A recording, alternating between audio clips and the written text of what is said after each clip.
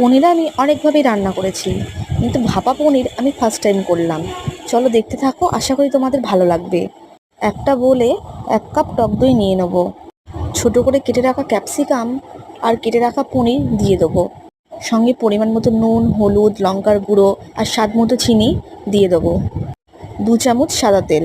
সমস্ত জিনিস একসাথে ম্যারিনেট করে 10 মিনিটের জন্য ঢেকে রাখবো।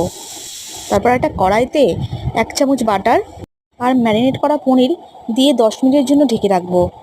আমি 1 চামচ মিউনিস আর 1 চামচ টমেটো সস ফাটিয়ে রেখেছিলাম, ওটা অ্যাড করে দেবো। তারপর সমস্ত কিছু একটু নাড়াচাড়া করে আরও 10 থেকে 15 মিনিটের জন্য আমি ঢেকে দেবো। সমস্ত মশলা থেকে ভালো করে তেল ছেড়ে গেছে আর ক্যাপসিকামটাও ভালো করে সিদ্ধ হয়ে গেছে। তো এই সিম্পল ভাপা পনিরের রেসিপিটা তোমাদের কেমন লাগলো অবশ্যই কমেন্ট বক্সে জানিও। আর তোমরাও একবার ট্রাই করো, আশা করি তোমাদের ভালো লাগবে। দেখা হচ্ছে নেক্সট ভিডিওতে।